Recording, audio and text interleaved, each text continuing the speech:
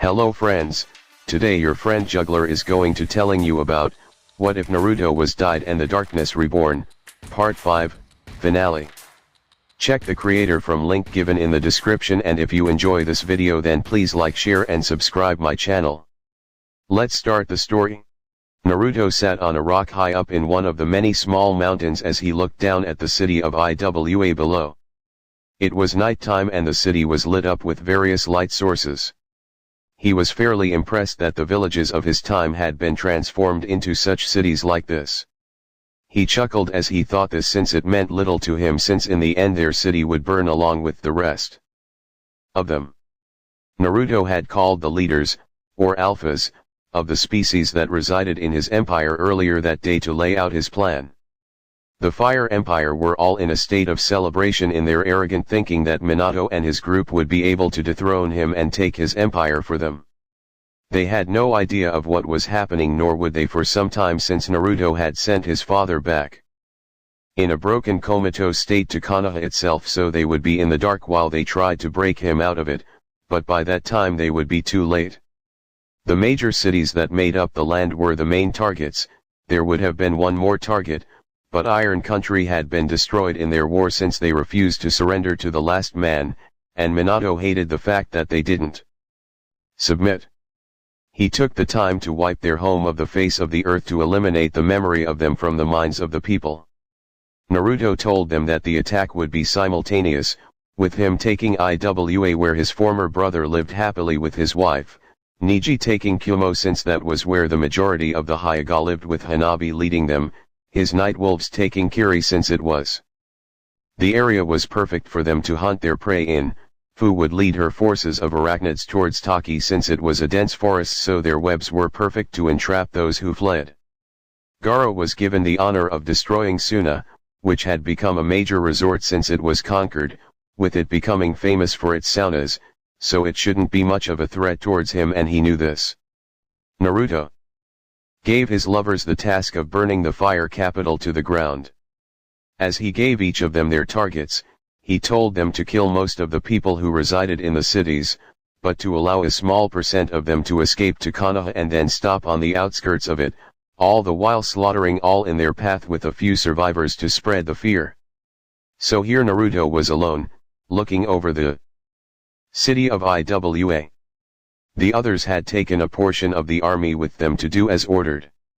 Sure, they took the entirety of their army to do this, but since monsters had a natural sense of leadership, there was not a single one of them who would be dumb enough to try and conquer the defenseless empire.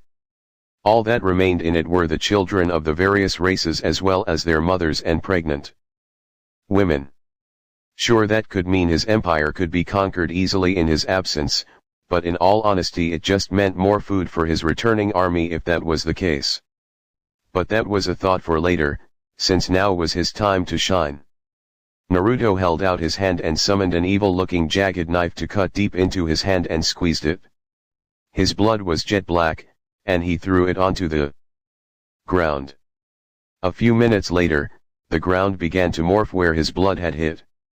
Out of the puddle came a hand that was followed by another. They grabbed the ground and pulled him up out of it. What came out was a huge bunny-looking creature that was white with various red markings on its body. It kneeled down before his maker in respect. "My child," said Naruto as he pet the creature on the head. "I have gifted you with life, but it is only temporary since you were made of my blood. While I am in this humanoid form I am immune to the effects of light, but you have no such immunity, so when the morning comes you will perish. Now I know that it is a bleak fact to know that you will only live for such a short time, but I offer up a feast to celebrate your birth. Do you see the city below us?" The creature nodded its head in acknowledgement since he did see it below them. "It is all for you," said Naruto as he held out his hand. In it formed a clear dark crystal that showed an image of his brother as he was now. "But do you see this man?" The creature nodded once more. "Leave him alive. Scare him out of the city, but kill everyone else in it. Do you understand me?" Once more the creature nodded, and with that he jumped away from Naruto before he split into several copies of himself and hopped down into the city below. The city was in full celebration mode since they knew that their emperor was heading towards the Dark Empire in the west to secretly begin the process of taking it for themselves.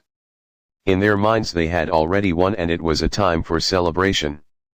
The partying had begun to die down as people went home to sleep off the alcohol they consumed. Even the guards themselves were lax in their duty since they hadn't been attacked in some time, so they were bored and drank with the general populace. This was their biggest and final mistake in life, since while others went to their apartments and houses to sleep off the partying, the guards went back to their posts. Once there, the majority of them fell asleep in chairs, and as they did, the demon bunnies pounced upon them and tore them apart. Their blood was splashed all over the place as they were ripped to shreds and devoured.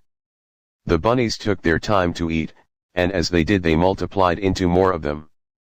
These bunnies spread out to find their own food, and as they did Naruto used clones of himself to apply seals at the 8 points that surrounded the city. Once applied, the area was surrounded in a dome of energy, which in reality was in fact a sphere, since he knew there would be someone who tried to dig underneath it. They spread out and sniffed out all humans who were in the area so as to consume them. It took 30 minutes of the stealthy massacre before someone who was sober saw them and raised the alarm. The city-wide alarm was activated, and the shinobi came to repel the intruders, but they were not ready for what they were going to see. They saw so many people dead as these creatures devoured them.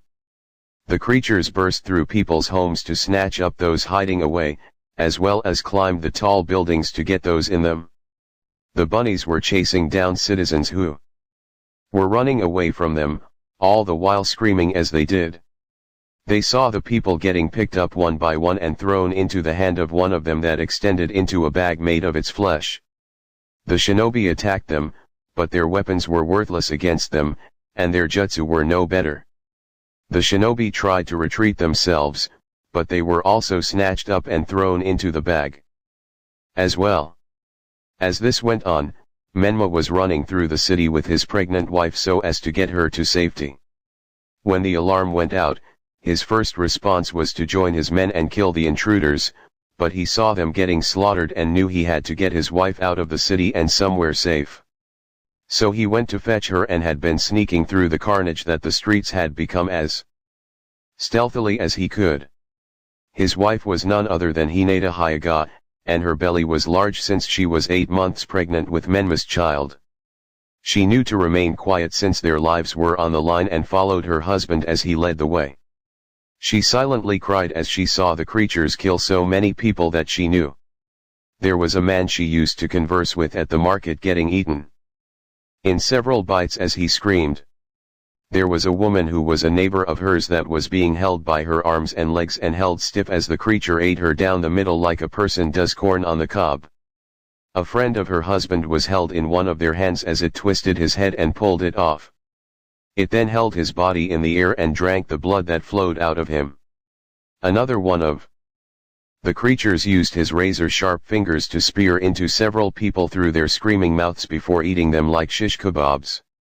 What made her fall to her knees and puke though along with her husband was seeing so many of their citizens in a bag in the middle of a group of the creatures, and one of them held up a hand that began to swirl like a blade in a blender. It then placed it into the opening of the bag and pushed down. The bodies within were mulched into blood that flew everywhere. It was at this point that they began to run since they were near the edge of the city. But as they arrived they saw a large group of people there all banging on some sort of invisible wall that they couldn't break through. Menma told them to stand clear so he could open a path for them to escape. He called upon the power of the six-tailed beast sealed within him and formed a raise-non to smash against the barrier. But to his and everyone else's shock, he simply passed through it like it wasn't even there to begin with. He got his footing back and tried again to break the barrier, but his attack failed to break through it, and he wasn't able to go back through it himself. He tried again and again to break it, but all his attempts failed to do so. It was after several minutes of failing to break it that the creatures finally made their way towards them and began to feast on them as well. Menma could only call out his wife's name in sheer horror as he watched her get bit into from the stomach, their unborn child being eaten first before another chomp silenced her screams of pain forever. Menma ran away with tears in his eyes as he had failed to protect anyone in his city, and he had to go and warn his father about what had happened. But he wasn't paying full attention due to the tears in his eyes and ran into someone. "Well, hello there, Menma," said the figure as Menma got back to his feet, running away to warn Daddy Dearest of the horrors I unleashed upon your city. "Who the hell are you?" growled Menma, "and what do you mean you unleashed these horrors?" My response to your first question is understanding, since we have really only ever met the once in our lifetimes, so it's no surprise that you don't know who I am. The second question though, is that not self-explanatory? You killed my wife. I killed far more than just one woman, you simpleton. Menma at this point grew enraged beyond his normal limit and charged forward to attack him. Naruto stood there as Menma's attacks just phased through him like he wasn't there. Menma just grew angrier as his attempts to kill this man were failing and tapped once more into the power of the six tails. He formed a Raise-Non and attacked with that, but still it did nothing. 30 minutes straight he attacked in vain, while Naruto simply stood there with a grin on his face to see his brother being so goddamn stubborn to just give up. But eventually Menma fell to the ground in exhaustion since he used so much chakra in his attacks. "Did you get it all out of your system?" asked Naruto with a raised eyebrow, "because you are boring me now." "Just who the hell are you?" panted Menma since he was so very tired. "Right now. I'm hurt that you don't know who I am," said Naruto in mock hurt. "How can you not remember your own brother?" "My brother," said Menma to himself before his eyes opened wide in horror. "Impossible. We killed you." "I know, brother," said Naruto with an uncaring wave of his hand, "I was there too, you know." "How are you alive?" "I'm just too stubborn to die. Especially when my death was unjustified as it was." "So why are you here? Going to kill me as you did to the others?" "While that idea is very tempting to me, I am not here to kill you. I'm merely here to see you on your way." Menma would have said more about this, but was stopped by a tendril covering his mouth. He tried to pry it off of him, but several more tendrils grabbed a hold of him and began to pull him into the portal from whence they emerged from. "Don't struggle, dear brother, for I am doing nothing more than sending you home, since even at your peak it would take too long for you to run home." Menma was then dragged into the portal, and as Naruto stood there he began to laugh since things were going as planned.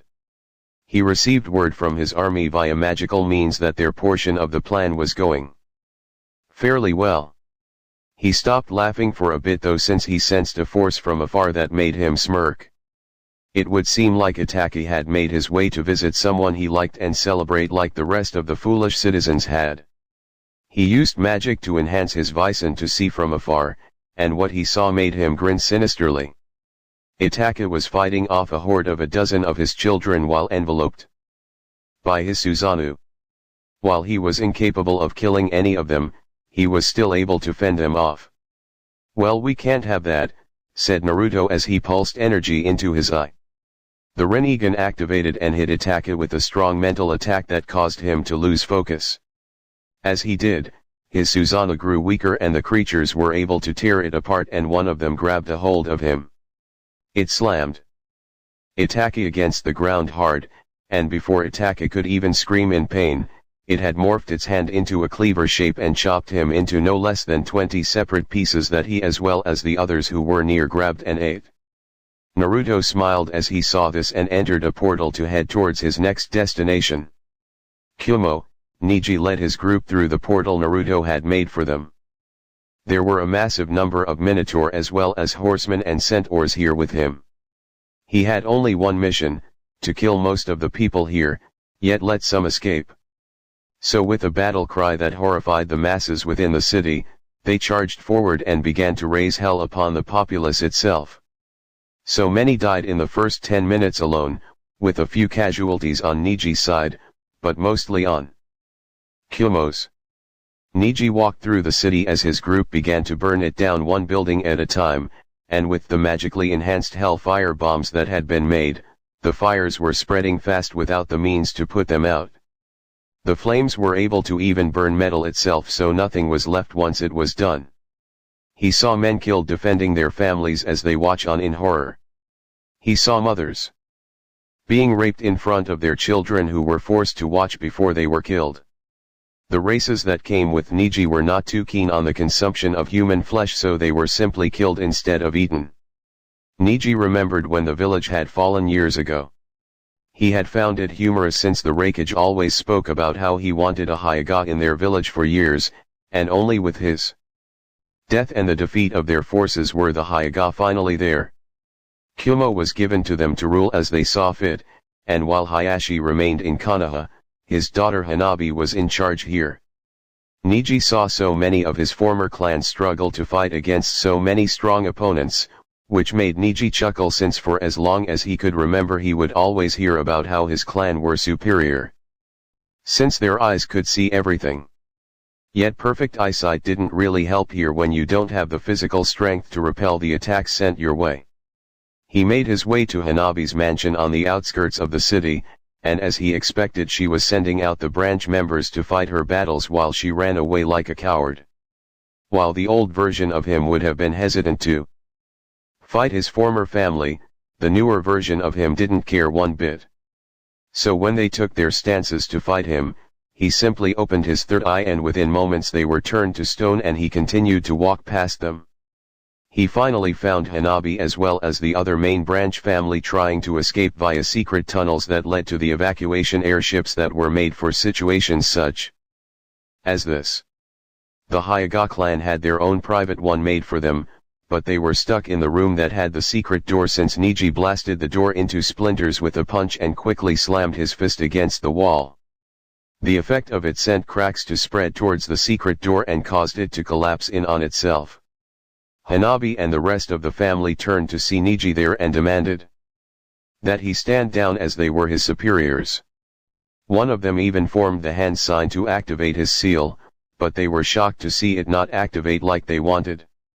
Niji simply rushed forward towards the prick that did it and pierced him in the chest with both hands before he ripped him in half. Niji simply chuckled as the rest of them, other than Hanabi, who was cowering behind a desk, charged him. Niji simply opened his third eye, and they suffered the same fate as the rest of their family. Niji then kicked the desk Hanabi was hiding behind away from her. She crawled away in fear, all the while begging for mercy. Niji just smirked as he partially opened his third eye. Doing that caused the petrification process to go far slower and work its way up one limb at a time. First was her leg, which he slammed his foot on and shattered. Hanabi screamed in pain as she began to bleed heavily from the lost limb, and Niji repeated the process for the other limbs. Once they were all gone, he petrified the tips to stop the blood flow. He then ripped her heart out from her chest, turned it into stone and then shoved it down her throat. He left her to choke to death as he left the building, but before throwing a hellfire bomb into it. As Niji walked back towards the center of town, he saw the evacuation airships flying away. As he saw that, he smiled since things were going as planned. He then sent out the order to leave the city and begin the march towards Konoha, all the while destroying the villages that were in their way. Sure, there were probably still some survivors in the city, but the massive amounts of night wolves would hunt them all down soon enough. Suna, Gaara went alone towards his old home. The Nara clan had taken over and controlled the city along the Akamiki as well as the Yamanaka clans. They turned the city into a resort, and made good money from it over the years. There was a massive water park, spas, and world-renowned restaurants that people came to vacation for. All in all, it pissed Gaara off to see his old home turned into such a thing. So he simply used his anger and rage to swirl the sands in the area. Doing so caused it to turn into a massive sinkhole that engulfed the city. The process was slow, so plenty of people were able to get to the evacuation airships in time. But Gaara wouldn't let them go so easily. There were 24 airships in the air, and with the sands forming into massive hands, he crushed them in midair so that there were only 4 left. The main 3 clans escaped, but as they did they saw the entirety of Suna sink into the ground. As he smiled at their retreat, the other groups were finishing up their own portions of the plan. Many people were dead or restrained for transportation back to the empire, while some escaped as was planned. One by one the cities and villages leading to Konoha were destroyed. In one day alone the major cities were all destroyed, but the rest had fallen within the week, with the survivors being hunted down by the night wolves. And now they were here, with the city of Konoha completely surrounded from all angles, hidden in the forests that spanned for miles around. Konoha, the city of Konoha, was in a state of sadness and depression. They were all crammed into the city since the initial citizens of the city had to share the space with the survivors of the villages that had been attacked. While the city of Iwa had been completely eradicated down to only Menma escaping the carnage, the rest of them had at least 15% of their population escaping via the airships that were prepared for when and if they had to evacuate the city in mass and making it to Konoha. They had made their way to capital city first since it was far more fortified than Konoha was, but when they arrived they saw that it was in flames with the buildings falling over from the destruction. So they made their way here to find medical aid and safety from their enemies. The hospitals were all completely filled to the brim with wounded, to the point that medical tents were erected all around the immediate area. All throughout the city were people crying from the horrors they experienced firsthand, and as they did they waited for some form of plan from their emperor for their survival. Minato had been in a comatose state for the past 24 hours, and it took the combined skills of Tsunade along with Shizun to break him out of it. Once he cried over the fact that he had watched his family be brutally murdered in front of him. Once he was capable of moving about, he was brought up to speed on what had happened in the past week. The news nearly gave him a heart attack when he heard that within the span of a single day the empire they had spent years forming had been destroyed in such a short time. The survivors of said attacks were all suffering from the worst case of PTSD that one could suffer, since they had seen their loved ones literally torn apart by monsters and devoured or raped in front of their very eyes. Minato finally made his way to the stage in the center of the city, which was also the place that Naruto had been publicly executed years ago but now had a podium on it. He told them what had happened to him and his group when they had gone to the Dark Empire, and the news only solidified their horror, since they now knew that it was Naruto who was responsible for all of this. They were pissed that he was still alive when they had thought he was dead, but to see his army do this only made the fear seep deeper. They knew that there was no chance at negotiating a peace with his empire. It was at that time that a massive roar was heard above them, and the shinobi that were still in one piece prepared for a fight. They looked up and saw a massive creature circle around the area, roaring out in random intervals. It finally landed on the Hokage building, which was a 2-story building across from the stage that had become a landmark. The creature turned out to be a dragon, which many thought were just a myth, but that thought was in the back of their minds, since what was on the forefront of them was the figure that jumped off of its back and walked towards them. It was Naruto, who walked calmly with a purpose towards Minato. Shinobi charged forward and attacked with jutsu as well weapons. Naruto didn't even try to block them, since it did nothing to him. Their attacks just phased through him as he continued to walk towards his former father, who lost more of the color in his body the closer he got. There are a few foolish shinobi who attacked Smog as well, but were burned to cinders for their stupidity.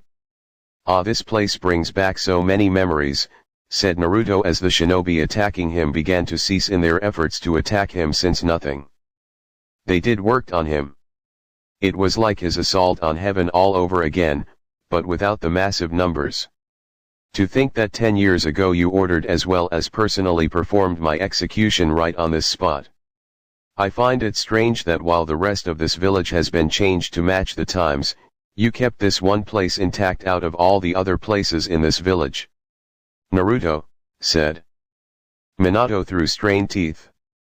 He was pissed to see him here, yet knew firsthand that he wasn't able to kill or defeat him since he had tried once already and lost most of his power from doing so. "Why are you here?"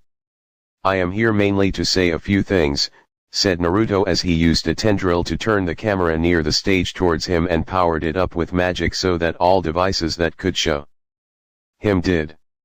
The people of Konoha looked in fear as they saw his face appear on all television screens. "The first of which is that I want to explain your dire situation. You are all that is left of the free humans on this entire continent. You are all surrounded by my armies, so escape is not a viable option for you." "We will never surrender," shouted random citizen.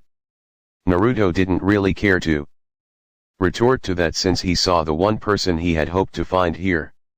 "Tenten," said Naruto as he used a tendril to pull her out of the crowd towards him, "it's been quite some time."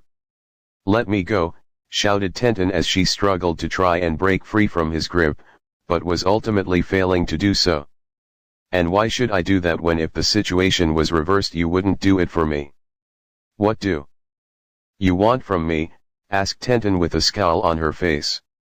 "To offer you a chance to survive what is to come," said Naruto with a face devoid of emotion. His answer shocked Tenten for a few seconds before her anger came back full force. "And why would you do that? To make me your sex slave? I would rather die." "Oh please," said Naruto with a chuckle, "never in a million years would I give you such an offer. My wife along with my many mistresses are the most beautiful females in the lands that many men have lusted for over the years and I have claimed for myself. In comparison to them on the scales of beauty from 1 to 10, they are a solid 15 and you are somewhere near a -7, maybe 7.5. "Then why offer me a chance to survive at all?" said Tenten in anger that she had been insulted as she had been.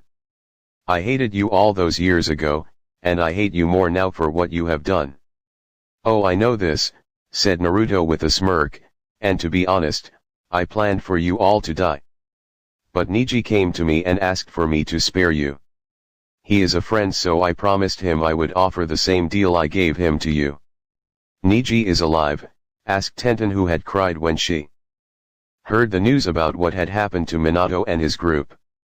It had been vague due to his trauma and he had said they were all dead, but to see her secret boyfriend, who she dated in secret due to his fucking clan's insane laws, was still alive made a small sliver of happiness creep up in her soul. "What have you done to him?" "I simply helped him to evolve into a more powerful being. The cage bird seal on his head is gone, and he has found the freedom and happiness he deserved but was denied all his life." "But why would you care about his happiness? He hated you as we all did." "True," said Naruto with a smile, "but he was like me. Forced to serve those who weren't deserving of his loyalty. Controlled by his so-called betters to do as they commanded or suffer for refusing to do it. My life was exactly the same, but with the only difference being that I was killed while he still lived. I offered him the deal since in a strange way we are the same, so I wanted to set him free. Through transformation or death was his choice. He chose the first option without question." Tenten took in all that he said and was speechless at this point.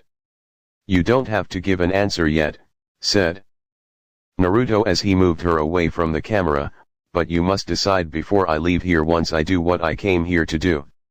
The citizens of Konoha were all glued to any monitor they could visibly see since this was important to them.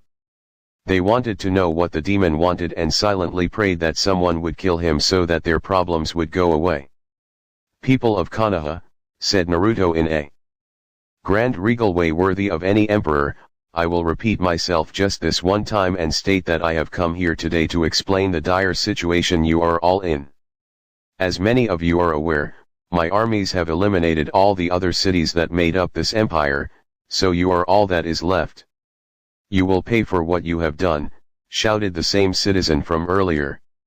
"Not in your lifetime I won't," said Naruto as he held up his hand and clenched it into a fist. Doing so surrounded the citizen in a dome of darkness that then crushed him inside of it. The act horrified the people surrounding him since Naruto had been able to do that without even looking at the person he did it to. Now, as I was saying before I was so rudely interrupted, said Naruto with a smirk, allow me to tell you your fates. My army is in position to invade your pathetic city, and when they do there will be no mercy given.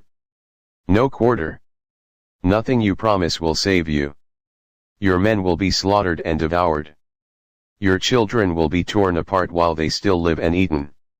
Not even toddlers are safe since my wolves enjoy the taste of their flesh so very much. And the women will suffer the worst fate of all. They will be dragged out of here kicking and screaming to our breeding grounds where they will be raped for the rest of their days and give birth to more monsters until they are barren and then be devoured like the rest of their family. This is what awaits you in your future. Naruto took a minute to revel in the horror on the faces of all those surrounding him. He saw many parents comforting their children by stating that if what he said did indeed happen that they would ascend to the heavens and live in peace for all eternity. Naruto simply laughed as he heard this and decided to nip this in the bud to bring them even more despair than before. Ah, said Naruto as he began to laugh demonically loudly to the point that all within the city could hear him, the lies that parents tell their children. You tell them that there is a wonderful place to go to once you die. That there is a heaven and a hell, but you are also very wrong. There is no heaven or hell in the end. Liar, shouted Menma, who had finally made his way towards his former brother. He felt nothing but utter rage over the fact that Naruto's creatures had killed his wife in such a horrid fashion. I speak the truth, said Naruto as he channeled his memories into an orb of energy. Allow me to show you the truth. He then threw it at the camera. The monitors showed his memories of his death and his arrival upon the plains of purgatory.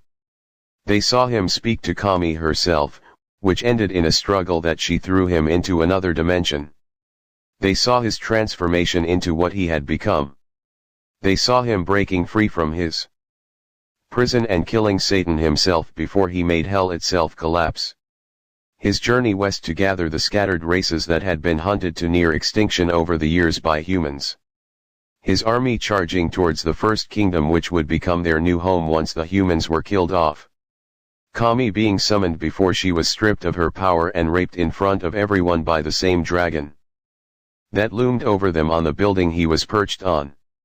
His one-man attack upon heaven, which ended with the Shinigami himself dying and heaven collapsing as hell did before it. As you can plainly see, said Naruto as he retracted the power he had sent into the camera back into his hand, I speak the truth. In the end there is only the void. There you cease to exist as it was always meant to be. Since what is the point of death if you just live an eternal life elsewhere? We won't surrender so easily, said Menma defiantly. Even though he was scared internally at what he saw his former brother do. I don't expect you to surrender, said Naruto, I expect you to fight with everything you have and die in the end for your futile attempt at resistance. We are not so easily beaten, said Menma. All of this was being seen by the people and it raised their spirits to see their hero stand up against the demon as he was. Actually you are, said Naruto with a grin. Humans are so very weak when it comes to natural power. The only reason you survived this long is because the gods favored you so damn much and gifted you the power to survive. But they are not around anymore to aid you. And I will eliminate that crutch here and now. Naruto clapped his hands together and then slowly pulled them apart. Doing so formed a dark translucent sphere that began to suck in power. Everyone within the city fell to their knees in agony as they felt their power weaken. The chakra that had been theirs to wield since birth was being ripped from them and sucked into the orb that Naruto had formed. He heard their screams of pain since it was loud and he thoroughly enjoyed every second of it, as did his army that surrounded the city at a distance. It took several minutes, but in the end the people no longer had chakra in their systems, and yet they were still alive, which shocked them since they thought that they would die without it. It would seem that they had been wrong to think that the chakra swirled in the orb for a bit before it solidified into a fruit that was pink with green leaf covering it. He pulsed out a bit of his power, and as he did 5 different colored orbs shot out of it and flew away. These were the spirits of the Biju, who he had gifted his power to so they could live once more as they wished, like he had done to Kuabai and his siblings. He had done the same for the One Tail as well as the 7 months ago once he found a means to do it. The gods gifted the mother of all chakra with this fruit, and from there it was passed down genetically over time. I have taken it from you. You would do this to your own kind, shouted Minato weakly as he slowly arose to his feet, as did everyone else. My kind? Asked Naruto with a raised eyebrow. For the entirety of the hell that was my life I asked, begged even to be seen as more than just the demon sealed within me, but no one did. So now that I am as I am and have taken the power of not only you but every human in the city, you finally acknowledge me as one. Too late, old man. I prefer to be a demon over human any day since humans are so fucking weak. Why did you do this? Shouted Menma as he unsheathed his blade and walked slowly towards Naruto in a vain attempt to strike him down. His anger clouded his actions as well as his judgment, so he was oblivious to the fact that his attacks failed to work last time. Why would I do this?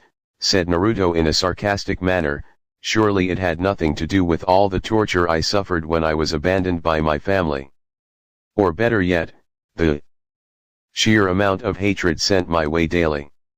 Or even the constant beatings to force me to submit. Oh, I know what it was.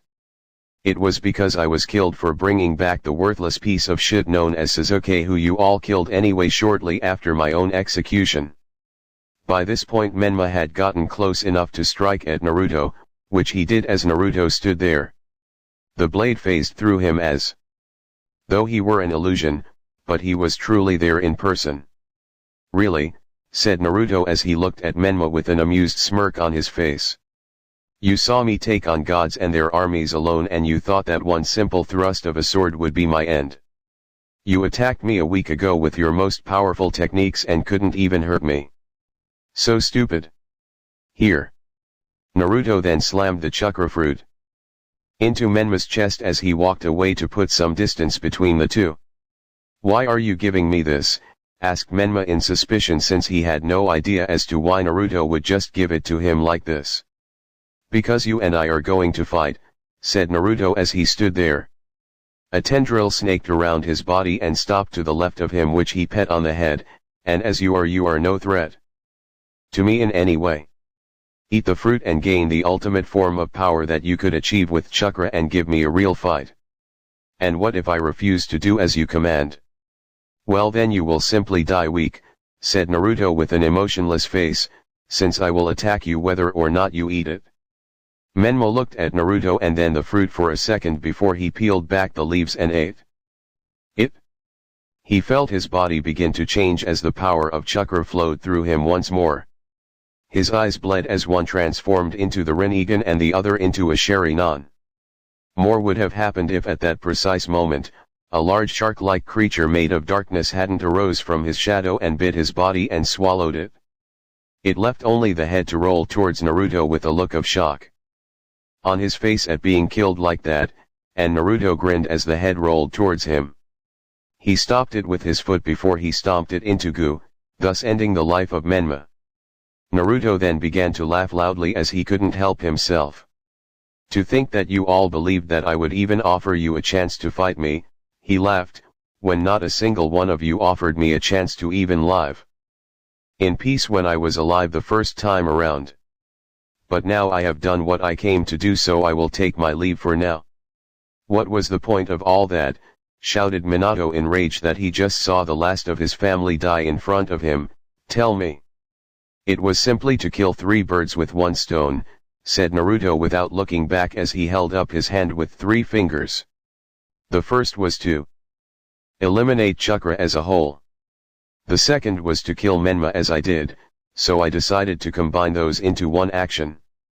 The last was to simply take everything from you personally. I have taken your wife, your children, your power, and your kingdom is crumbling all around you. But even though I feel such satisfaction in taking all from you, I would be remiss if I didn't thank you as well as the rest of The people of this place. And what could you possibly wish to thank us for? Your actions put in motion the events that made me what I am today. If it wasn't for your order to execute me, I would have been weak like the rest of you, stuck obeying your orders like an idiot and stuck with an average human woman for a wife. As I am now, I am the strongest being alive. I obey only myself as well as order others, and the women who I warm my bed at night with are far more beautiful than any human is capable of becoming. So as a way to thank you for making this possible, I am allowing you all exactly 30 days to live. Once the sun shines upon the horizon on the 30th day, your end will come via my army. So what will you do now that you not only know the truth of what awaits you in death, but the power you have become reliant on all your life has been taken? What shall you do? I await the day to see what you could possibly think up. Naruto made to leave, but then he remembered something and stopped in his tracks. He turned around to face Tenten once again, who was still wrapped up in his tendrils. Now I will ask you once more, Tenten, said Naruto with a grin. Will you forsake your humanity and become something more, or will you shun my offer and thus die with the rest of these fools? This is your final chance to accept my offer. Tenten looked down in shame as she was offered this once more. She had thought that at first they could come up with a plan that would be able to stop his army since they were expecting them this time. She knew that they had killed so many within the span of a single day simply because they were unaware that such monsters existed, and because of that they had the perfect amount of surprise. But now, with their ability to use chakra quite literally ripped from them, she knew that there was no means of winning against him. I want to live, whispered Tenten in a barely audible voice. I'm sorry, but I couldn't quite hear your answer. Speak up. I want to live, she said louder this time. Well then, said Naruto as he held out his hand to shake her own, simply shake my hand. Tenten did just that, and like it had done for Niji, her body was covered in a jet black aura. She screamed on camera and the people all watched as she did. They saw her puke up her organs and bleed out every orifice of her body. This lasted for a few minutes before the shell cracked and Tenten shattered it with a scream of power. She had undergone a massive transformation, unlike Niji, who remained mostly the same with the exception of his third eye. Tenten had turned gray, her skin hardened to a stone-like material. She had horns on the side of her head and claws on her hands and feet.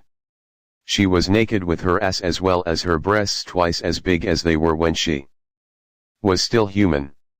She had a long black tail that had sharp spikes on it which could be used to attack others if she so wished. Yet the biggest change was the wings that had grown on her back that she spread as she checked out her new body. I dubbed thee Chimera, race of gargoyle, said Naruto as he smiled. He had to admit that she was a looker, but she was not his to claim.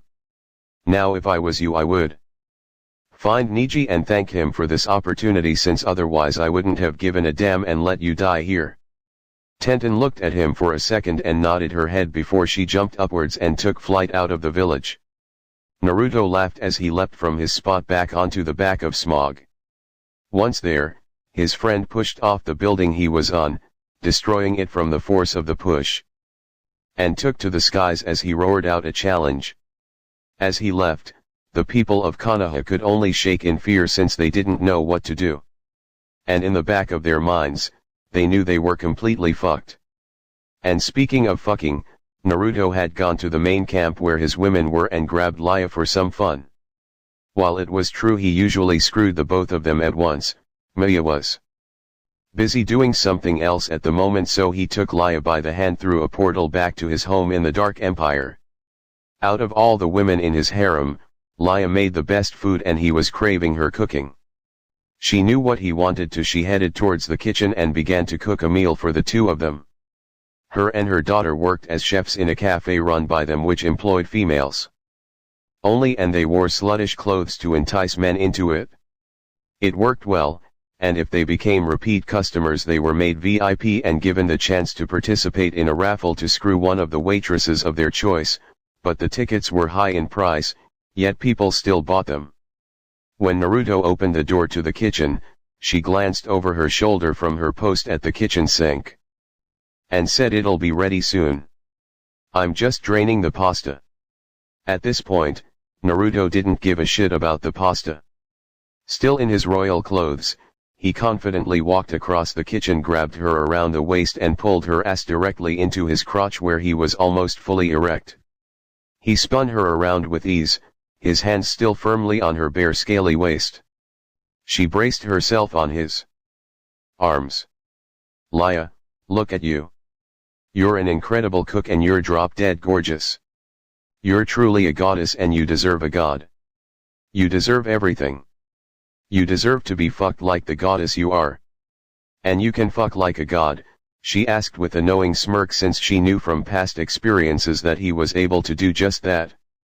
"Damn right," Naruto said as his clothes disappeared from his body. She gasped and her breasts heaved as she breathed harder. Her breasts still heaving with excitement, Naruto roughly pulled her into his body.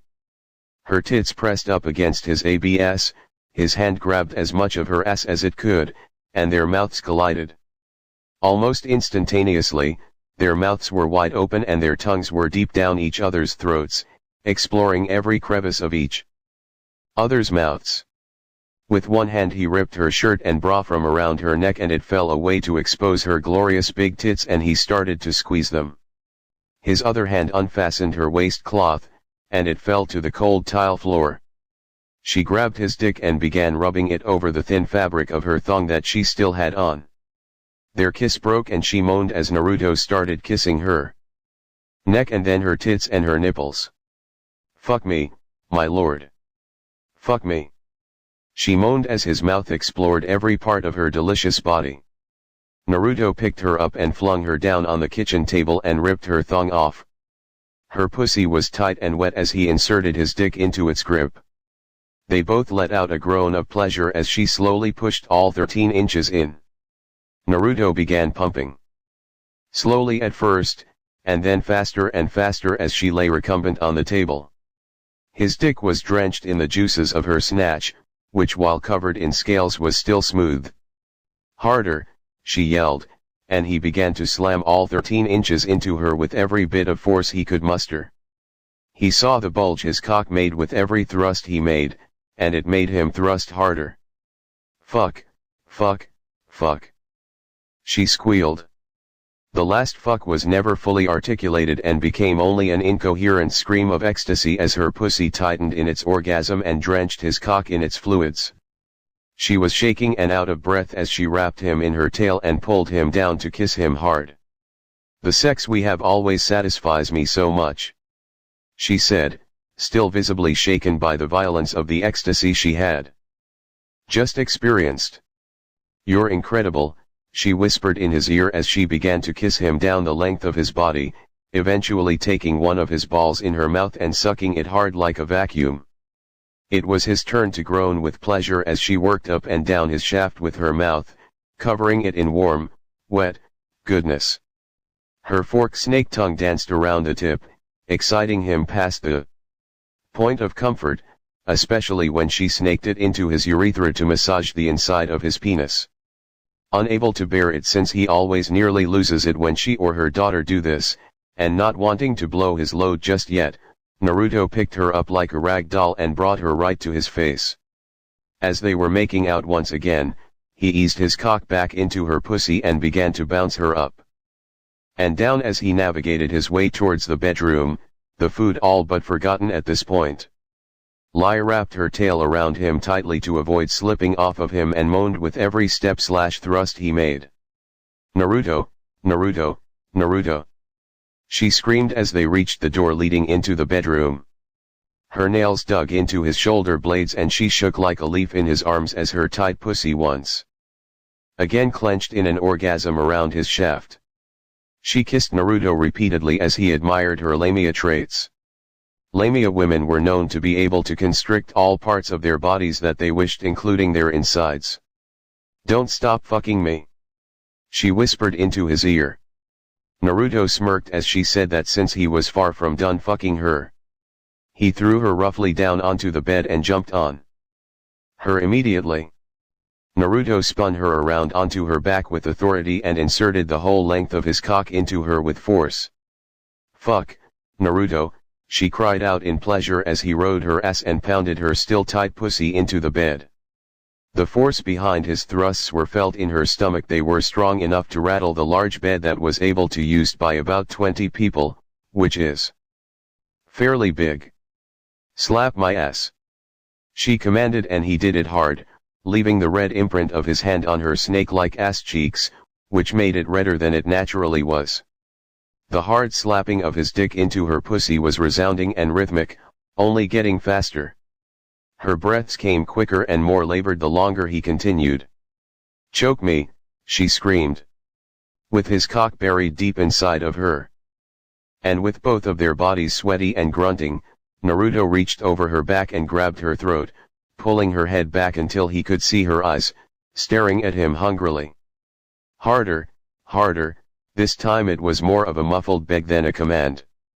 His grip on her throat tightened and each of his thrusts resounded loudly throughout the room as he got as deep as he could in her pussy, fully penetrating through her cervix and fucking her womb. Naruto, she screamed again. Her eyes rolled back in her head and her pussy tightened in her third orgasm of the last 20 minutes. She wrapped her tail around him again, but this time she tightened her grip as hard as she could to try and squeeze out his cum, which worked since she felt so much blast directly into her womb, the feeling of which caused her eyes to roll to the back of her head, but she wasn't done yet since the tip of her tail entered his ass to massage his prostate to make him come even harder. Naruto watched her belly begin to inflate from all of it. Naruto pulled out, somewhat exhausted from all he did today, and rolled over on bed. She glanced at him with wild eyes and they kissed for a while, her breasts pushing into his chest and her hand gently stroking his cock to life once again. She whispered into his ear, "Now it's your turn," and mounted him. She slowly began bouncing up and down on his long cock, quickly increasing speed. The thumping of her ass into his crotch was hard, and each time she came down, his dick went deeper and deeper inside of her. Her hands were pressed against his chest, riding him until he couldn't take it anymore. Naruto lifted up her ass and brought up his crotch as well and began penetrating her with the rapidity of a machine. "I'm about to come," Naruto groaned. He started to pull out, but she wouldn't let him. "Come inside me, my lord," she yelled. "Let me bear your child."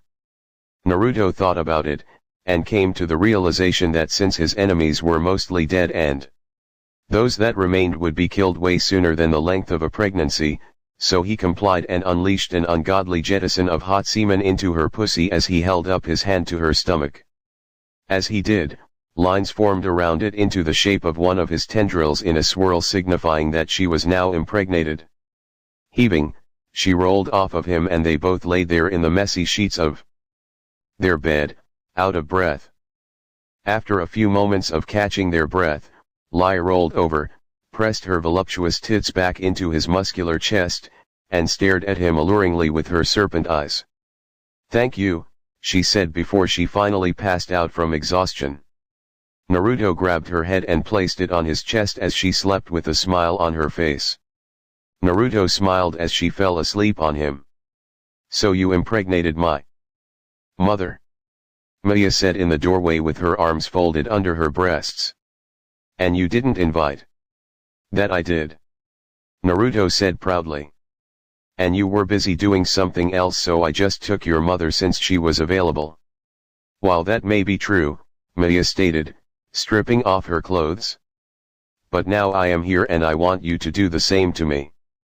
"Very well then," Naruto said as he stood up, revealing his cock to her.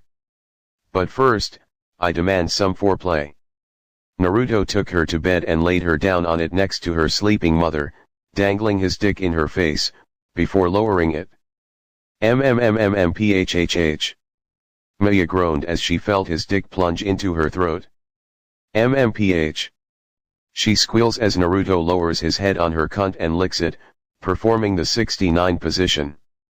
Her tail wraps around him to keep him in place since he was licking her in the perfect spot.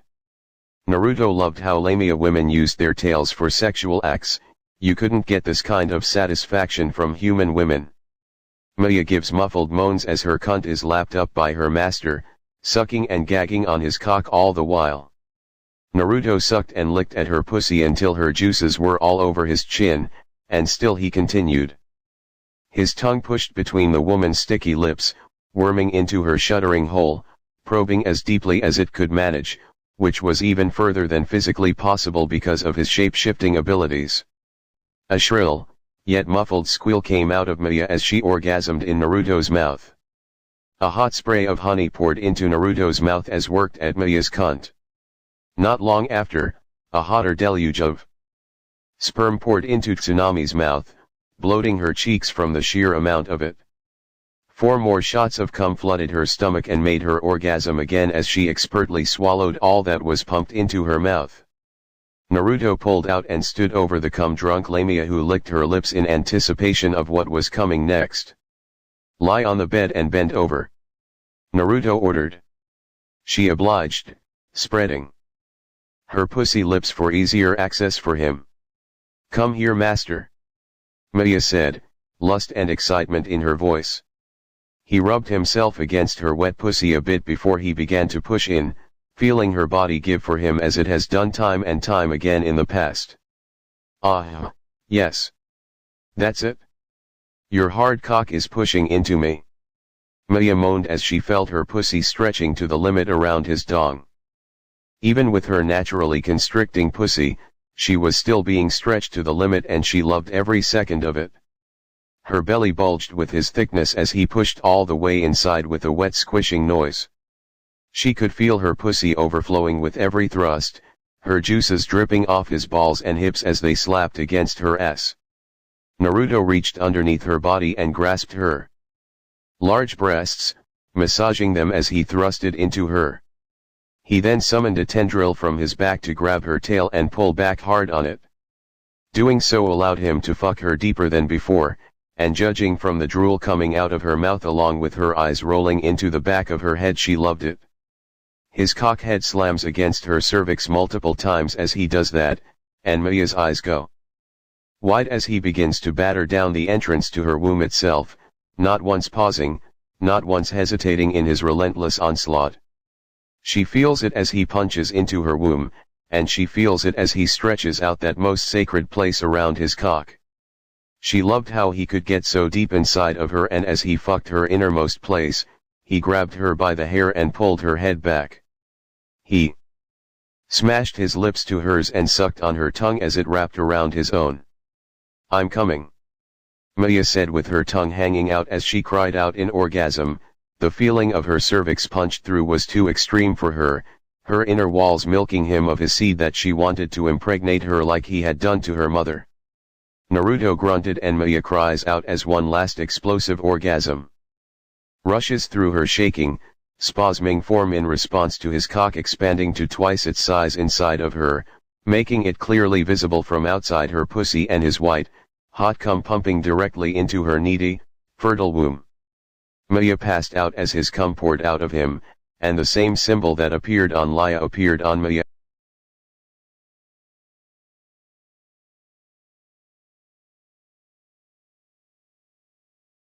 "30 days. 30 days left before the end of all that they had ever known.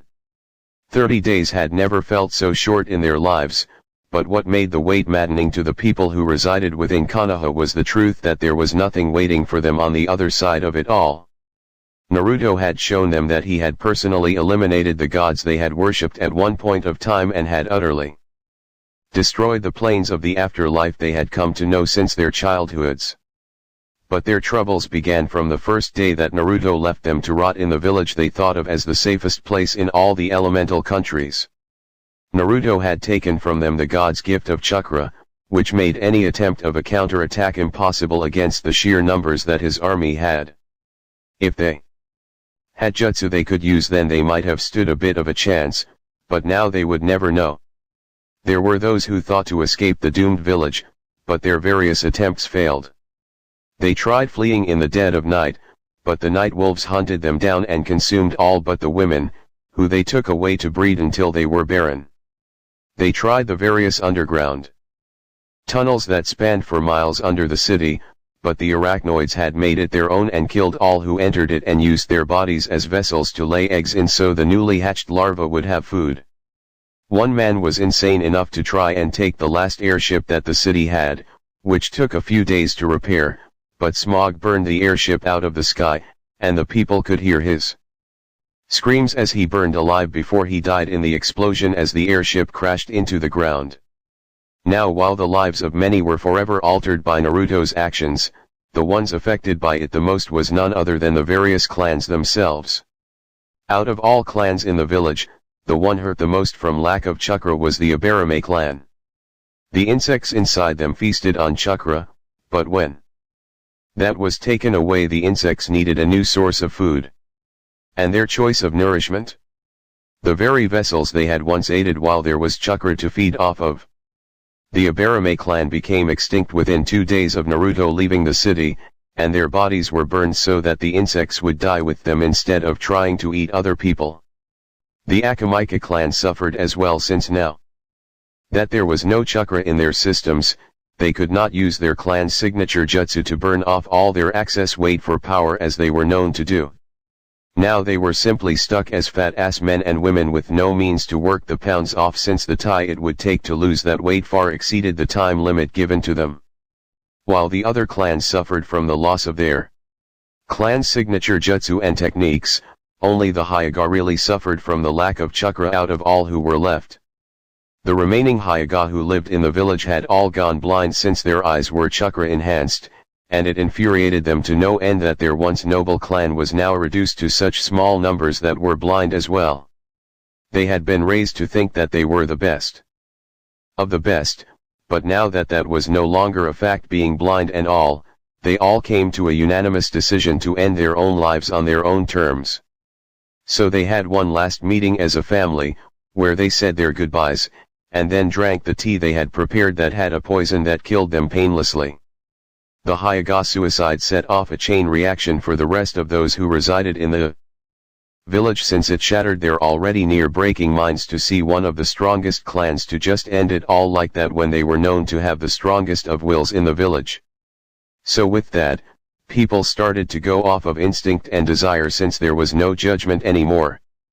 There was no heaven or hell or even gods to judge their actions. So the streets were filled with people looting stores for what they wanted since money was worthless, and both men and women of all ages being raped by various people either younger or older than them. The city was in complete anarchy, and there was no one to stop it and maintain order since the shinobi in charge of doing so were part of that rioting crowd of people as well. There were a few specific people as well who were massively affected by these events that made them do what they never truly believed that they would do in life. Shikamaru and his father had taken up heavy drinking. They had tried time and time again to make a plan to repel the enemy forces so that they could survive, but nothing would work since their main power source was no longer available to them. So they took to drinking since Naruto had put their entire village into checkmate. But it was in their drunken state that they decided to do the one thing that they had dreamed of doing for years, which was beating his mother. She had done the same to them for years for their laziness, and so they showed her just how non-lazy they could be by beating her and venting all the rage into it. By the time they calmed down, it was then that they realized that they had killed her by accident, and the guilt made them drink even more than before.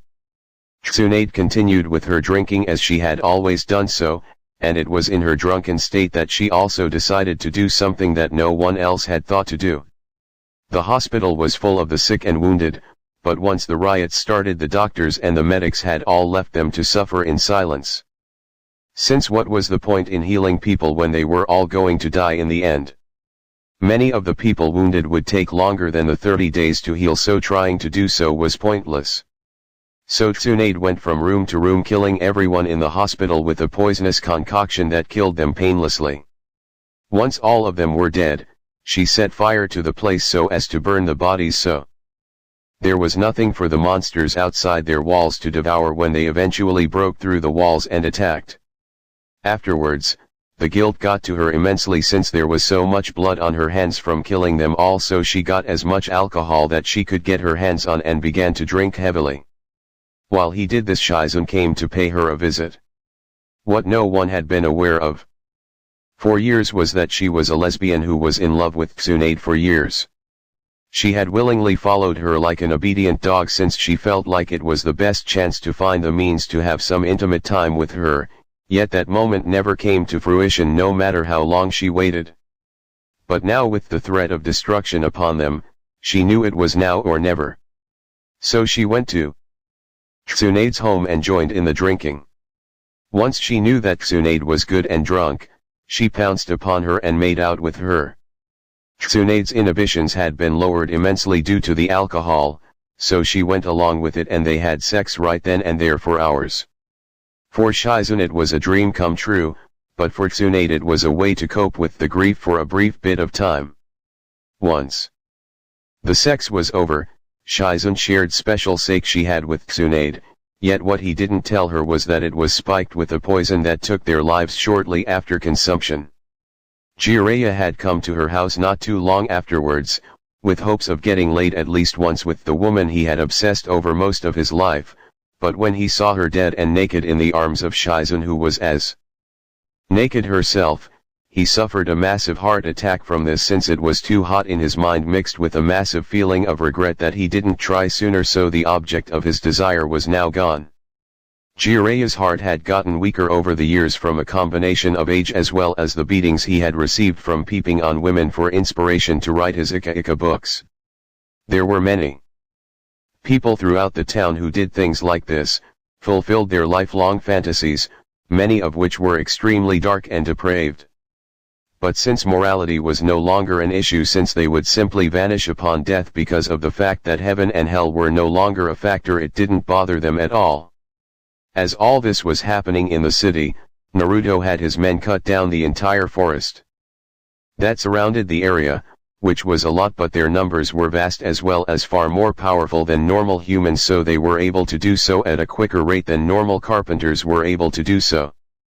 The chopped down trees were then turned into lumber, most of which was packed up and taken back to the Dark Empire to be used in their expansion when all the humans on this side of the continent were finally killed off so that the land could heal again. Yet he used a large amount of it to build something else entirely. Naruto sat upon the Hokage mountain, which stood all this time, even through the expansion of the village into a city, using his power to make himself invisible to those he did not want to be seen by. He saw the people of the city come to terms with themselves and smirked. Since they were acting exactly how he thought they would act when faced with their own imminent demise. Once he had seen enough for the day, he walked through the rioting people, all while still invisible to the naked eye at a slow pace, since there was no threat to his person in any way, being what he was. He walked to the front gate, which was heavily fortified as well as barred on the inside in a desperate attempt to hold off his forces for longer when they finally attacked at the end of the time limit. What made that day so special was the fact that the day of his attack was on his birthday, October 10th. It would seem that all things came full circle, since he was born that day, condemned to a harsh life that day, killed by his own father that day to the cheers of the populace, and now the village would be destroyed on that day. It would seem that this day would play a significant part in his life, at least on this side, since when it came to his empire on the other side of the continent, the significant dates of important events were all over the calendar. As the time of the deadline came ever closer with only a few days left, many of the parents decided to do something. They threw a massive feast for the children of the city with a mandatory attendance. They had food of all sorts, and had a happy time, but none of them were aware of the poison that had been put into the food, so that they died peacefully instead of being torn apart and eaten while still alive, as Naruto had said. Once the children were dead, the bodies were burned, and there was a memorial where the parents grieved for their deaths. But they knew it was the best option given the circumstances of their situation. The adults decided to follow suit on the day before the deadline, since they knew deep in their hearts that there was no possible way to survive this in any manner. They had seen the massive numbers that were outside of their walls, which was easy since Naruto's army was not hiding at all since he wanted them to be seen, so the people knew that there was no escape for them. So they used up the last of their food and resources to throw one last massive party, which everyone attended with the knowledge that they would die at the end of it. As they did, Naruto once again infiltrated the village while invisible to abduct various people from the village. The list consisted of the remaining rookies and their parents, at least the ones that were still alive, along with Anko, Iruka, Guy, and Konohamaru and his gang. Once he got those he wanted out of the village, he smirked as he left just as easily as he had come. Main camp. The individuals that Naruto had taken from the village were now surrounded on all sides as they were forced to their knees with dark bindings that were unbreakable no matter how hard they tried to do so. "So here we all are," said Naruto as he appeared in front of all of them in a dark flash of light. "One hell of a reunion if there ever was one." "Why did you bring us here?" demanded Anko through strained teeth, since she was utterly pissed off about the whole situation her life had been forced into. "Because I saw what you did to Tenten and I won't sacrifice my humanity like that traitor whore did." Anko would have probably said more about her, but Tenten pounded upon her from behind and slammed her head down with her large stone-like foot. "I may have turned traitor to that village," said Tenten with a smirk on her face, "but at least I get to live while the rest of those future food stock live in fear of the death that will be upon them tomorrow. So I think I made the right choice." "That you did," said Naruto as he signaled her to get off on Anko since he wanted her to look at him as he told them what he wanted to tell them, "but a bit of what you said is untrue." "What do you mean by that?" asked Shikaku in confusion, since he had honestly just expected to die right here and now, but judging by Naruto's body language as well as his words this seemed like it was not the case. "Because I am here to offer you a once-in-a-lifetime to survive what is going to happen to the village," said Naruto as he paced in front of them with his hands behind his back. He said this all while not even looking at them. "We won't join your empire," said Shikamaru angrily. He was unable to say anything else since he was lifted up by the throat via a tendril that arose from the ground. "That's good to know," said Naruto as he turned his head a bit to side look at him, "because I don't want you here in my empire. In fact, I don't want you to exist at all, but luckily for you, you are more valuable alive than dead at this moment." "And just what do you need us for?" asked Lee in fear of what the answer was. He as well as Guy had been in Konoha since they were not part of the groups that relocated to other villages. They had been spared the horrific attacks when Naruto sent his troops and had only the stories of the survivors to go on. Lee was afraid to be eaten alive, and it showed since he was shaking in fear at the moment since he felt so helpless. "As you can plainly see," said Naruto as he retracted the tendril from Shikamaru's neck so as to not kill the man, "we have chopped down the entire forest that once surrounded the village. While most of it will be used as materials to build new homes for the citizens of my empire once the city is burned to the ground, I had my men build a massive ship and filled it with a vast amount of supplies for you to survive." "What?" asked all of his prisoners with looks of shock on their faces, since this was the absolute last thing they expected to hear. "I am telling you to leave this continent and find somewhere else to live," said Naruto with a sinister grin. "What's the catch?" asked Shikamaru quizzically, since this all seemed fishy to them all. "Good to see that your mind is still working after all the booze you have consumed," said Naruto, "and before you ask how I know, I have been watching you all since your misery was so very entertaining to watch. But the catch here is that I am using you as messengers. You will be able to live and spread the word of what has happened here to others. This will spread fear to the rest of humanity all over the world, and it is what I want, since I want the humans all over to try and fight me and my people with all they have before their ends. Since otherwise it wouldn't be as enjoyable." "You sick fuck," shouted Anko with all the rage her body could muster. "Thank you," said Naruto with a chuckle, "coming from a sadistic bitch like you that means a lot. But now why I would have only chose one of you to deliver my message of war to the world. The ship is large and needs multiple people to man it properly. So you now have a choice to make, since it will take quite some time to solidify our power base here to the point we can expand our campaign, so the question is just how far will you run from the inevitable end?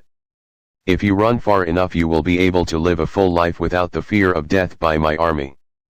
But your descendants will eventually suffer in the end regardless of age. And how are we to know that this isn't some sort of trick? Asked Ino angrily.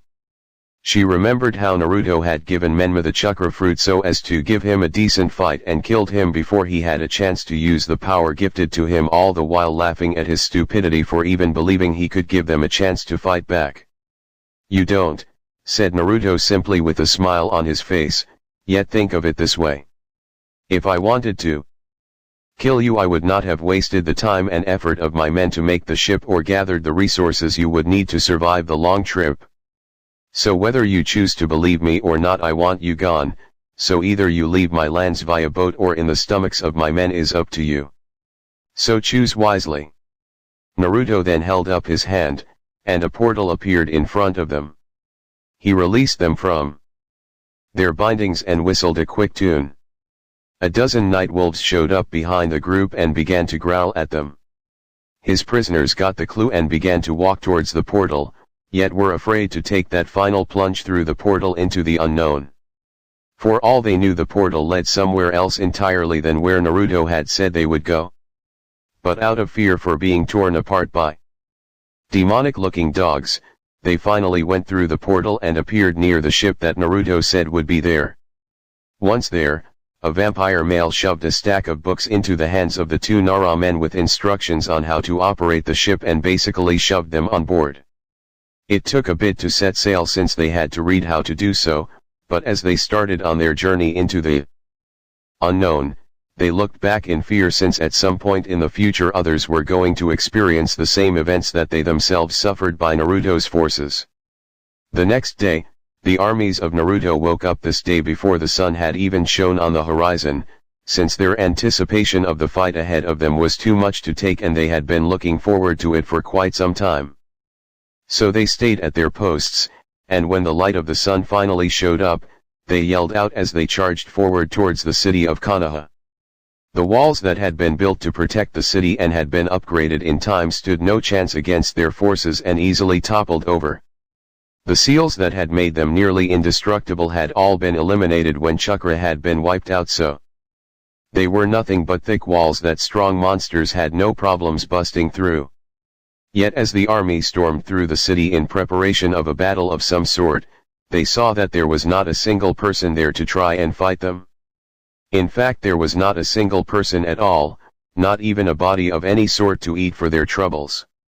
This confused them at first, but they assumed that the people were hiding themselves in hopes that they would survive this, so they split up and scoured every last building from top to bottom, smashing up walls and floors just in case there were hidden safe rooms or the like that they were hiding in. Yet even with all their searching they still came up with nothing. Naruto walked through the city as his men did their search, all the while knowing that they would find no one in the city since they had committed mass suicide the night before. They had feared the fate of being eaten alive, so they thought to make their ends painless, which Naruto had to admit was the smartest thing that they had ever done in his lifetime since it was far less painless than his plans for them. Yet he still felt one human still alive, and he had a feeling he knew exactly who it was that still remained. He made his way towards the stage where he had died years ago and pronounced the end for the city. There, sitting on his knees in a meditative pose, was one Minato Namikaze. Before him was a massive pile of ashes in a pit the size of a large field. Naruto looked at this with a raised eyebrow since it was apparent where all the bodies had gone, with the sheer amount of ash in the pit being a clear indication of the matter. Minato Namikaze, said Naruto as he waved his hand a bit. As he did, he used wind magic to form the ashes into a bridge so that he could cross the pit and talk to the man. Why am I not surprised to see that you're still alive? Is your pride just so great that you refuse to join your fellow citizens as they embrace their deaths? Someone had to burn the bodies, said Minato sadly, since it had taken a heavy toll on his psyche to burn the remains of so many people he had fought beside and called friends. Never had he thought that this was the way that his life would go. Well, that is true, said Naruto with a chuckle, but there is more to that statement, isn't there? Naruto simply smirked as a sharp tendril cut Minto up the back, doing so cut the jacket of explosives that he had strapped to himself off his body. There another tendril threw it towards Naruto, who encased it into a clear sphere of energy and crushed it, never once losing his smirk the entire time he did this. Did you really believe that your suicide bombing attack would make the slightest difference in the long run? Laughed Naruto. His eyes changed into the golden Rinnegan as he did, which he then used to pull the cyanide pill Minato had in his mouth that he was second away from biting into so as to kill himself. Minato's plan had been simply to commit suicide in a manner that would send a message to his former son that there would always be someone to rebel against him and would die trying. This way he could at least say to himself that he tried to fight back. The cyanide pill was on the off chance that Naruto did as he had done and disarmed the explosives somehow. God damn it, shouted Minato in rage that his plans had failed. Did you really believe that your explosives could actually hurt me? Asked Naruto with a raised eyebrow. Has the memory of our last fight been clouded by your arrogance? Because allow me to refresh your memory on the subject. You came at me with the fabled power of the Rinnegan as well as the power of the eight-tailed Biju, and your strongest attack did nothing against me. So what was the point of this futile attack? I will never submit to you, growled Minato as he spat in anger at Naruto's feet. So just go ahead and kill me, you fucking freak. Isn't that what you want? Oh, that is exactly what I want, said Naruto as he used his power to conjure up a blade. He held it up with one hand and used a tendril to force Minato to his knees with his head at an angle so that it could easily be chopped off at the neck.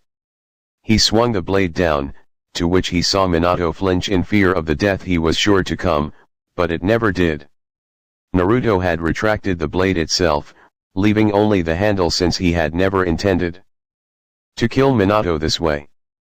But not like this. Oh no, that would simply too easy. What are you talking about? Growled Minato, since he wanted his death to be done and over with and hoped that Naruto would not feed him to those monsters that he commanded in his army. Just kill me already. No, said Naruto simply without a shred of emotion in his tone, since this was not a joke. Why won't you?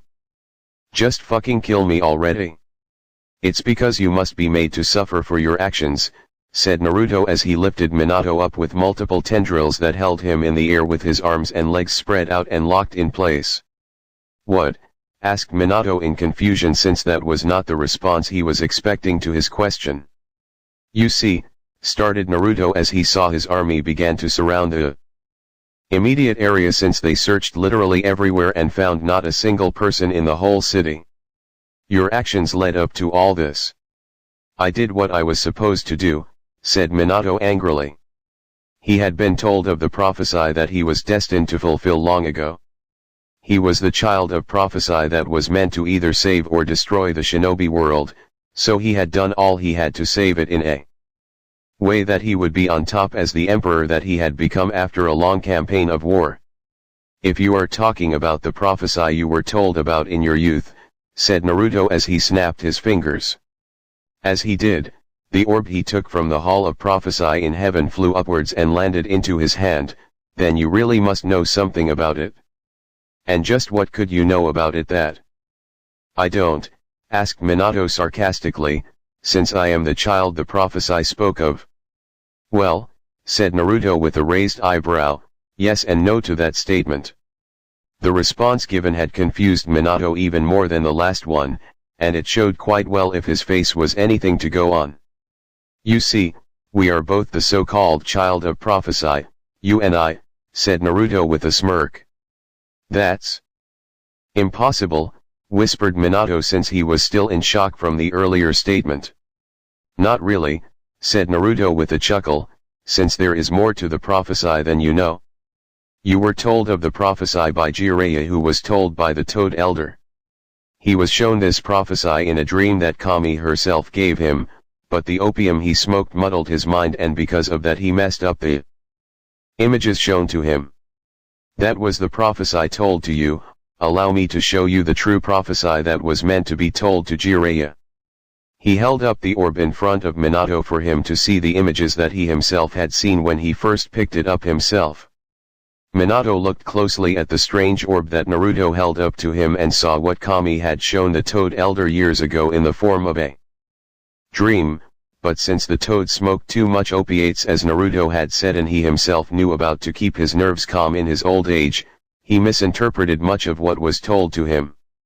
While it was true that Minato was the child of prophecy as so many had though he was, but it was not for the reasons that he thought or had been told by Jiraiya years ago. His part of the prophecy was not determined by his actions within the elemental countries themselves, but his actions to his son that would decide the fate of them. His actions had doomed them since it had led Naruto to become what he was now, and Minato could only shiver in fear as he saw this, since he saw what his actions had brought upon the world clear as day. This orb is the prophecy that was foretold by Kami herself, said Naruto as he looked at the orb for a bit. Since his reason to keep it was now fulfilled, he crushed it in his hands so that it became dust that flew from his hands and drifted into the winds. And as you saw yourself, you fucked up royally with your actions. If your selfish drive to become a god amongst men, you doomed your entire race to death. So while my wish is to kill you here and now, it wouldn't be fair for your race that the man who set all this in motion got to die while the rest of the world suffered due to his actions. So what are you going to do? Asked Minato before he screamed out in agonizing pain, since Naruto had pierced his chest with his hand directly into the heart. While he had his hand in there, he channeled his power into the organ, causing a ruin to embed itself into the organ.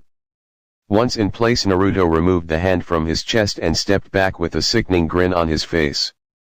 The wound had instantly healed itself the second his hand no longer blocked it. What have you done to me? Simple, said Naruto with a laugh. I gifted you with the one thing you wanted more than anything else in the world. Immortality. Why would you give me such a gift? Coughed out Minato. Since he had some blood in his mouth, he had to cough out. To be honest, he was not looking forward to the answer to that question. Because you don't get to die yet, said Naruto as he began to walk backwards away from the man, since their conversation was coming to an end. And since it was because of you that the human race is doomed, you get to share in their pain until the very end. My gift of immortality was not one of kindness, but so that you could continue to suffer until the end. But don't worry your proud little mind on it, since when all of humanity is dead with just you remaining of that pathetic race, I will let you die. But until then you get to be a bottomless food source for my men, and they are looking forward to it, since you denied them a proper feast that they waited an entire month for by burning the bodies. Please Naruto, pleaded Minato in fear. He didn't want to suffer such a fate as was stated. Have mercy. Mercy? Asked Naruto as he stopped walking as he heard that, and why should I grant you such leisure when you personally did not grant it to me? You left me to rot in this village as you trained the rest of your family to fight in a war to kill off those who would not submit to your self-entitled rule. I suffered because of you, and then when you returned, you did not embrace me as family. You had me tortured, and then you, my so-called father, murdered me in front of an audience while cheered at my demise. My blood flowed out of my wounds as you celebrated and cheered. Please Naruto, whimpered Minato as tears began to fall from his eyes. He didn't want to die like this since it was inhumane and he was afraid. I'm begging you not to do this. Beg? You don't know what it means to beg, especially for one's life. I begged for first 5 years of my life to make people stop hurting me as they love to do. I begged for people to love and accept me as one of them. To see me for me and not for something that wasn't me. I begged every time someone beat me, when someone stabbed me. I begged when lynch mobs left my broken form within an inch of life and they walked away with smiles on their faces. You don't know what it means to beg for your life. None one of you did. I killed so many without so much as a shred of remorse, so why should I show mercy to you now from your pathetic attempt at begging? Questioned Naruto while glowering right at Minato. Minato could only cry in fear since he had no words left to say at this point. Naruto took this as his cue to leave since there was nothing really else to say, and he saw the hungry stares of his men since they had been promised a feast of human flesh and they would get it. And just so you know, before I leave you to suffer, said Naruto as he turned his head to speak to Minato for the last time, the world will know of your name as you always wanted it to know. But unlike how you planned it to go, they will know that it was because of you that they have to die. So the world will know you not as the hero or great warrior that you want them to see you as, but as the person to blame for the death that will befall them all. So let that set in deep into yourself as you suffer. Goodbye Minato, and thank you for making this all possible. As Naruto left the area, his men pounced upon Minato and began to tear him apart. The immortality that Naruto cursed him with let his body regrow lost limbs near instantly so that their supply of meat was well stocked. Minato screamed out in pain as he felt his limbs being torn from him time and time again, and while at first he would have thought to pray to the gods or aid to end his suffering, he knew firsthand that they were all dead, so they would not aid him. In the coming weeks after Naruto had saw to the complete destruction of the village via the combined might of all 9 Biju launching a bomb at the place, the city was rebuilt, and a restaurant was made that had Minato chained to a pillar in the center of the place. The pillar was surrounded by a circular grill that the chefs cooked Minato's limbs from to the customers' liking in front of them. But that was then, and right now Naruto had left the village to its destruction so as to relax with one or more of his women since he was in a bit of a frisky mood. Epilogue: Naruto sat on his throne as he felt the power course through his body. If one looked at him they would see his body appear to crack in places like a porcelain doll, as the power he had been gifted with for the past several thousand years had grown into its full potential. Outside of his castle the various races were in joyous celebration since they knew that their creator was going to emerge into the world soon, and once he did they would all become one with the void. They were not scared about this though, since it was a natural thing and the end of a cycle, so they were happy. His women were there in the throne room as well, as they felt his power fluctuate as he sat there, all with smiles on their faces as well. His original women had been long dead and he had taken various others over the years, and they all considered it an honor to be chosen. He had children who themselves had families of their own, and even though they were his decadents they were not given special treatment of any sort. Especially not alter what had happened to Horus. Horus was a descendant of the child he had with Zara, who got it within his mind that he was stronger than everyone else. Then again he had the genetics of the darkness as well as Kami herself flowing through his veins, so it went straight to his head. In time he thought to take the throne from his ancestor for himself, and Naruto saw him raise an army who actually believed that he could succeed in his foolish campaign. Naruto allowed him to grow it to its peak before he took action. What no one in the kingdom other than his women had ever known was that he had restrained himself whenever he did anything, since his full might would literally sink a continent if unleashed upon the world. So when this small army led by Horus stormed the capital city itself to try and eliminate him, he used his power to send everyone who was not with them away before he met the army personally to deal with this nuisance. Once there, Horus had become arrogant with the numbers behind him and demanded that Naruto kneel to his better, which in his mind was himself, and abdicate the throne, so that he could take over as was his right. Naruto had simply laughed hard as he heard this arrogant man who was his descended from his blood make such demands towards him. He had even told Ursa about him and what he was planning, and had laughed at their descendants' utter stupidity. Horus felt unsettled as he heard Naruto laugh at his demands, and saw as his eyes turned jet black as well as his arms. Naruto held up his hand with a sinister smile on his face, and then he clicked his fingers together. Those who were miles away had saw as a jet black blast of energy shot straight up into the sky. In the end the capital was completely decimated into nothing more than a massive crater that only Naruto survived within. The capital was rebuilt elsewhere, yet at least all that was considered worth something like books and treasure had been moved when the rest of the people had left the village on his orders, so the destruction was at least to a minimum in the broad scheme of things. Since then there had naturally been no new attempts to try and usurp him from anyone since they knew their place. It had taken only about 300 years to completely eradicate humanity off the face of the earth to its entirety. And Naruto had enjoyed every second of it as he saw their race fall. The journey had been long, but worth it. Those who Naruto had spared and sent away via boat had done as he had expected him to, since that was the plan. They spread the word of the horrors that awaited the rest of the world if they did nothing against Naruto's empire. For the most part the various kingdoms either didn't believe them or just didn't think of Naruto as a threat, since they believed that the strength of their own kingdoms could hold off his own when the two sides eventually clashed.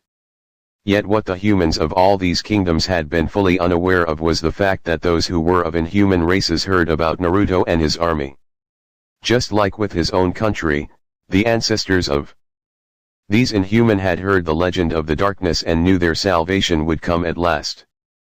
25 years after the complete conquering of the continent he was already on, his forces' numbers were great enough to continue onwards towards the next one. His forces slaughtered 3 small empires in the course of a year alone before the rest of the world finally saw him as a threat and tried to do something about it. 2 more empires fell shortly afterwards, since they had arrogantly thought their numbers were enough to fend them off as they had done for years against those who existed in their home countries for centuries. It never occurred to them that the reason that they had been able to hold them off so well was their small numbers, since in mass like they were with Naruto's army they easily overpowered the human armies. It was only when the 5th empire had fallen that those remaining tried to appease Naruto in various ways so as to make a truce, since they didn't want to fight this powerful force. They sent gold, jewels, even beautiful women were offered up, with one emperor offering up his own daughter. She had been betrothed to another who she loved with all her heart, and she was fairly unhappy about that. So Naruto took her against her will, as his women watched with smirks on their faces as they saw him break her mind through sex. He had broken her spirit when he told her that her own father had whored out his daughter so that he could survive the horror that was coming his way, and it was only then that she was truly broken, since the truth had finally sunk into her mind fully. She submitted to him in the end and took up his offer to sacrifice her humanity so as to live in this new world order. So he changed her into what was now known as an Anubis, and with her aid, since she knew the full layout of the kingdom as was her duty as a future ruler of it, they stormed her former empire and slaughtered most the people while dragging away the women to use for breeding. The emperor had been upset since his offer had been refused, but died with a look of shock on his face as his own daughter killed him by clawing out his throat. It was at that moment that the world finally began to see just how big of a threat he truly was, since the empire he took out was one of the most powerful to exist at the time, so its destruction was a major impact, and so they joined forces to try and defeat his own. Naruto wanted the final battle to be of an epic proportion to make it memorable to those involved in it. So he used his power to erect a massive barrier that would protect his newly acquired land from invaders for as long as he wished them to remain out, and sent out personal messengers that delivered a message of war to all kingdoms. He went on to explain his goals of the extinction of humanity, and that failing would mean their deaths. So he challenged them to try and fight off his armies with everything that they had, to advance themselves and grow their numbers so as to give his forces a real fight. The people had wondered exactly why this was all happening in the first place, since someone as evil as Naruto had to have a beginning, as all things do. It was then that a new messenger came to deliver the final gift that Naruto would ever give to humanity, his memoirs. The tome he wrote over the years had explained his life entirely leading up to his death, not sparing a single detail of how his hatred for humanity came to be, from all the abuse he suffered from the first day he was born to his 13th birthday. Each page was a single day of his life down to perfect detail with words that made those who read it experience his pain in their own minds as though they themselves were experiencing his pain for themselves. And as Naruto had told his father before he left him to become an endless food source for those who wanted human flesh to eat, Minato's name became the most hated out of all people who existed since his actions had led the world to suffer these events. Naruto used his army in combination with his power to extract the various inhuman beings from all over the world, many who had suffered like those from his own country, so they were happy to join his forces once saved from their past lives. And as he did this, the various empires joined forces and began a breeding program of their own to expand their numbers as well, since they would need them. Their brightest minds built stronger weapons from stronger metals as well as new weapons entirely, such as a rapid-firing ballista and multi-shot catapults. Their mages developed new magic to aid their soldiers, and said soldiers were trained at an early age to increase their numbers in preparation of the final war for survival. Naruto let them do so for 200 years before his barriers shattered like glass and his own army marched to the massive field that they would be fighting in. Out of all the women he had taken when he first became what he was, only Olga as well as Zara still lived, but then again dark elves lived to be at most 1,500 years, and Zara was a hybrid of two races that lived even longer than that. So there they waited for a week, and finally, the massive army of humanity arrived on the other side with banners waving that showed off the symbol of their alliance. Naruto smiled as he felt the massive power of those who claimed to be gods within the army. He felt as their power was infused in the weapons that the soldiers wielded, since it enhanced them to be far more powerful. It would seem that there were more gods than even the darkness knew about, but then again these ones probably kept to themselves and as such survived the massacre led by Kami and her two brothers. With those three dead they could reign supreme, at least they could if Naruto was not a factor in this equation. So Naruto called those gods out to fight him, to inspire the troops that had come to rely on them for so long these past 300 years. And like the fools they were, they accepted his challenge and charged forward, or in a few cases flew, since a couple of them had wings to do so, in a vain attempt to strike him down where he stood. For all their godlike power that they wielded, they didn't put up much of a fight and lasted less than 2 full minutes against him.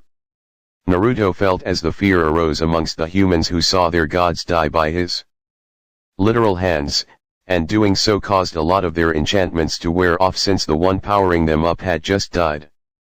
And with a simple point of his finger, Naruto's army charged forward to fight in what would be known as the End War.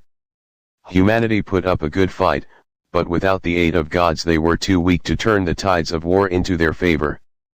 The fighting went on for nearly a full day, with Naruto's forces coming out the victors. Not one human had been spared, man or woman. But that was not the end. The emperors of the various countries had sent out all their troops to fight him, since humanity had been at stake, and doing so left their homes without any sort of defense whatsoever. So Naruto opened up multiple portals, hundreds of them, and sent his army, which had only lost but a fourth of their numbers in the war, through with one clear goal: kill everything. No survivors. Even those who were still alive that were used for breeding were killed off, since it was time for humanity to end once and for all.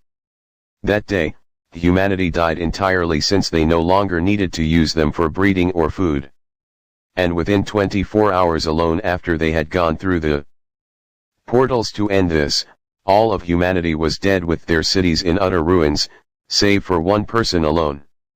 Minato was still chained in the restaurant where he had been left all those years ago. But then again immortality kept him alive, as was expected. Naruto had used a portal to teleport to the restaurant and smiled as he saw Minato just hanging limply there, with his eyes showing that he had long since been broken from the never-ending pain. He had told Minato that he would only be allowed to die when all the rest of humanity died out. So now was that time, and Naruto performed the act itself by ripping his heart out, but as he pierced his chest to get at the vital organ, he channeled the immortality he had cursed Minato with into it, so the man was no longer that. Naruto stood there as he saw the man who had set all these events in motion with his greed finally die out. And with his death, humanity had officially become extinct.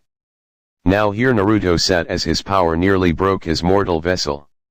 In the years following the End War, the various races had expanded to every corner of the world since they no longer had to fear for their safety now that humanity was gone.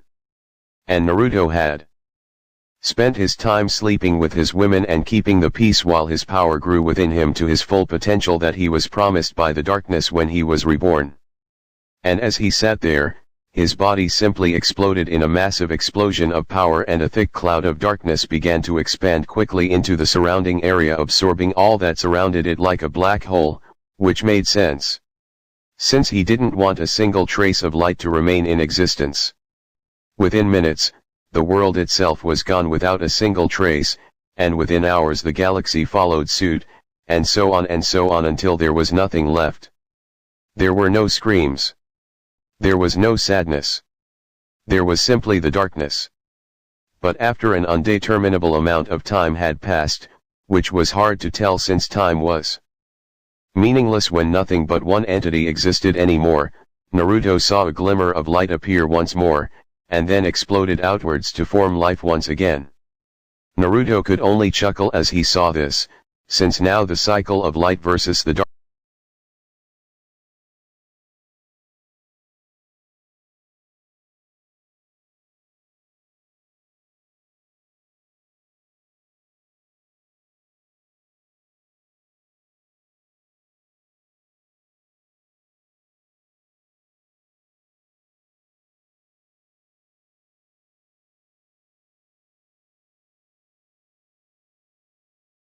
So, that's it for today. I hope you guys like it and enjoyed the story. Don't forget to like, share, and subscribe my channel for great stories like this. Thank you, see you soon in next video.